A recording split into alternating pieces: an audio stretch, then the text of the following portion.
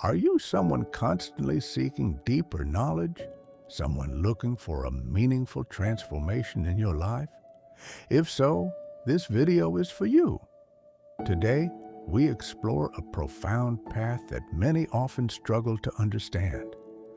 Have you ever noticed how, in many modern cultures, he is often seen merely as a decorative garden ornament, a living room aesthetic, or a calming symbol in a luxury spa? But who was this extraordinary human being who walked ancient India over 2.5 millennia ago? He was not a creator god, nor was he a divine messenger sent from above. He was a human being who, through his own relentless effort, courage, and supreme wisdom, conquered all mental impurities and realized the ultimate truth of existence. Beyond the statue, the real Buddha, and the science of mind. What was Prince Siddhartha's life like before enlightenment? Born into royalty, he grew up surrounded by boundless opulence, destined to become a universal monarch. Fearing a prophecy that he might renounce worldly power, his father, King Suddhodana, strictly forbade Siddhartha from leaving the kingdom's borders without permission until he reached adulthood. Surrounded by luxury, all traces of sickness, old age, and death were deliberately hidden from the prince's sight. He enjoyed every earthly pleasure imaginable and married the exquisitely beautiful Princess Yashodhara.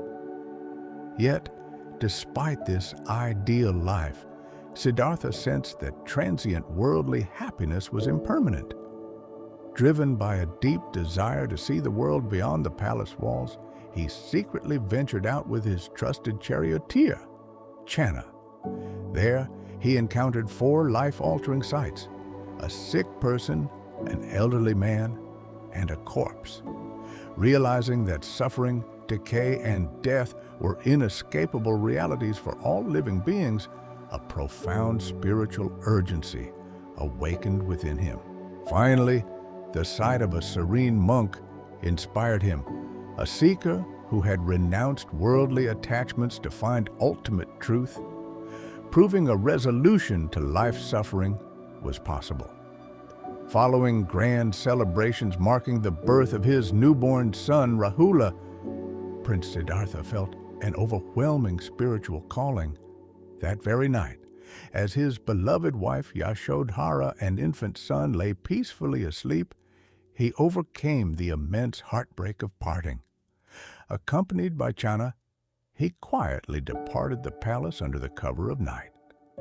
He abandoned royal power and comfort, not out of selfishness, but out of selfless compassion, to discover an eternal cure for the existential suffering of all humanity. What was his quest for truth, and what does enlightenment truly mean? In his search for liberation, Siddhartha studied under the greatest spiritual teachers of his era and mastered various ascetic traditions. Realizing these methods could not grant ultimate enlightenment, he spent 6 arduous years practicing extreme self-mortification. Finding that physical torture only weakened the body without purifying the mind, he abandoned both sensual indulgence and extreme asceticism, choosing instead the middle way.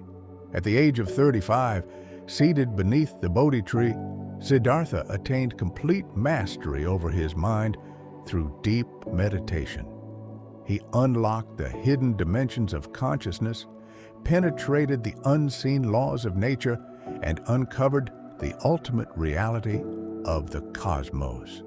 By unveiling nature's deepest secrets, he became the Buddha, a title meaning the awakened one, who comprehends reality as it truly is, fully liberated from ignorance.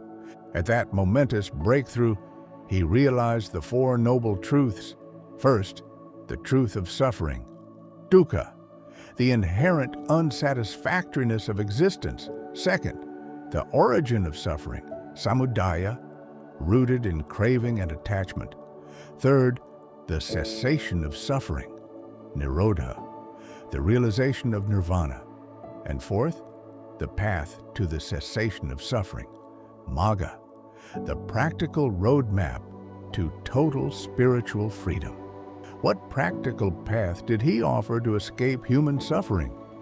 To help humanity escape the endless cycle of suffering, the Buddha offered a practical step-by-step framework known as the Noble Eightfold Path, the middle way that transforms human consciousness. This path is structured into three foundational pillars: wisdom, panna, ethical conduct, sila, and mental discipline, samadhi. Right view and right intention cultivate profound wisdom. Right speech, right action, and right livelihood establish a pure ethical foundation, while right effort, right mindfulness, and right concentration develop absolute stillness and focus of mind. By practicing samatha, tranquility, and vipassana, insight, meditation along this path, one directly observes the three universal characteristics of existence: impermanence, anicca, suffering, dukkha, and non-self, anatta, ultimately uprooting all mental defilements. The Buddha radically rejected the rigid caste system, social inequality, blind dogma, and ritualistic sacrifice. He bestowed upon humanity an unprecedented degree of intellectual freedom, famously advising seekers never to accept anything on blind faith, but to critically analyze, test, and verify truth through personal experience. At the age of 80, as he attained parinirvana, his final parting words to the world were, "Be a lamp unto yourselves. Strive on with diligence to achieve your own liberation." The Buddha is not merely a decorative statue in a garden. He was history's supreme scientist of the human mind. The highest homage we can pay him is to reflect upon his teachings with wisdom and see if they bring true happiness, inner peace, and freedom to our own lives.